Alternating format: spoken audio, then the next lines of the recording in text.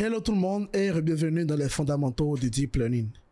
Juste là, on a vu beaucoup de choses et il est temps d'écrire une fonction qui regroupe tout ce qu'on a vu jusque-là, c'est-à-dire le calcul de l'erreur, le calcul de la dérivée et la mise à jour des gradients pour réduire l'erreur.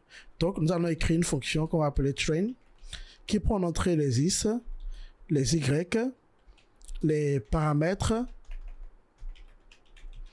et le nombre de fois qu'on veut entraîner, époque. Ok? Bien sûr, on peut lui donner également le learning rate comme paramètre, 2 points. Et donc, du coup, qu'est-ce qu'on fait? On va faire for i in range époque. Donc, pour le nombre d'époques, le nombre de fois qu'on veut entraîner.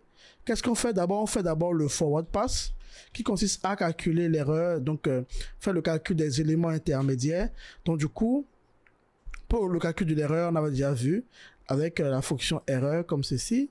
Donc si je fais ça, et on va l'appeler loss directement ici. Ok. Et une fois qu'on a fait ça, on peut afficher l'erreur, on peut faire print, on peut faire un string là, et on fait époque numéro, alors on va commencer par époque 1, donc du coup on va mettre i plus 1, puisque i commence à 0, donc i plus 1, et on va faire, on met plusieurs points comme ceci, on affiche le loss, on va écrire loss, 2 points, et on affiche le loss. Maintenant qu'on a fait ça, on va faire maintenant le backward, ok, donc le backward qui est le calcul des gradients, et on a déjà fait, on a déjà une fonction qui fait ça. Et donc, du coup, c'est grads égale à gradient. Alors, ouais, le code, c'est ça. Gradient info params.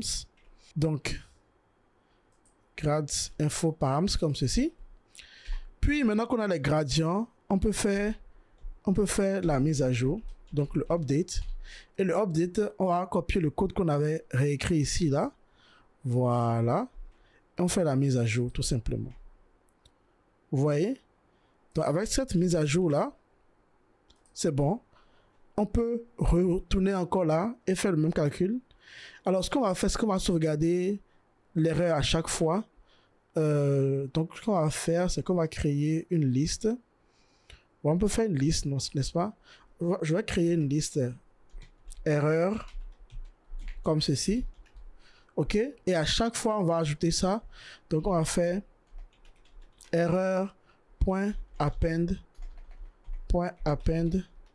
loss. Donc du coup on va retourner quoi? On va retourner cette fonction là va nous retourner quoi? Va nous retourner d'abord les paramètres pour qu'on les ait, puisque en ça c'est ce qu'on aura appris, et il nous retourne aussi la liste d'erreurs. Ok, c'est parfait. Donc maintenant, on peut l'appliquer pour voir si ça marche sur notre petit exemple de base là. Donc on a notre X, on a notre Y, on a nos params. Très bien. Donc du coup, on peut faire l'entraînement. Donc du coup, si je fais ça, ça nous retourne quoi? Ça nous retourne les paramètres. Donc du coup, params et erreur.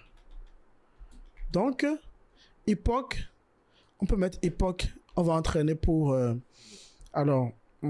essayons d'entraîner pour 10 époques, 10 fois. Et le learning rate, nous allons mettre un learning rate qui est égal à 0,01 comme d'habitude. Et nous allons voir maintenant l'entraînement de notre réseau de neurones. Ouais, allons-y.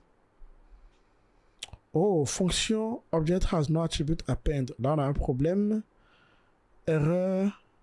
Ah, c'est erreur S. Pardon. Voilà. Donc ici, je réexécute. Oups. C'est quoi ça comme problème? Là, on a un souci, là. On a fait une boucle, non? Ah, on a retourné dans la boucle, non? Alors, quelle bêtise, hein? Alors, on reprend. Oh là là, mais c'est quoi ces erreurs qu'on obtient là? Erreur avec S. Voilà. List object is not callable. Alors, la fonction erreur a disparu apparemment. Alors, là, ce sont les aléas du direct, comme dirait quelqu'un. Ce sont les aléas du direct. Normalement, tout fonctionne, hein, juste que j'ai fait une suite d'exécution qui n'est pas correcte. Peut-être que ceci, on ne devait pas l'appeler erreur, mais plutôt errors. Errors, comme ça, on est tranquille. On ne va pas changer les choses. Voilà. Ça, c'est bon. Donc là, ça devrait aller. Hein? Donc, du coup, on va appeler ceci errors. Et maintenant, on exécute. Voilà.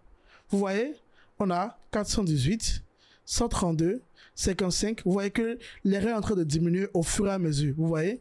Et si vous vous rappelez très bien, lors de la première vidéo, la deuxième que je vous ai montré, l'entraînement de TensorFlow. Regardez l'entraînement de TensorFlow, vous voyez le loss qui diminue. Vous voyez le loss qui diminue là. Et les époques, bah, littéralement, c'est ce que nous avons fait ici. Et là, maintenant, vous êtes en mesure de comprendre c'est quoi une époque, c'est quoi le loss qui est en train de diminuer, puisqu'on a calculé ce loss-là nous-mêmes à la main et le calcul des gradients aussi à la main. Vous voyez? Donc, vous pouvez vraiment être fiers de vous. On est en mesure de faire certaines choses déjà que TensorFlow fait déjà et on va en faire beaucoup plus encore. Dans la prochaine vidéo, nous allons essayer de voir un peu à quoi ressemble cette réduction graduelle de l'erreur. Allons-y.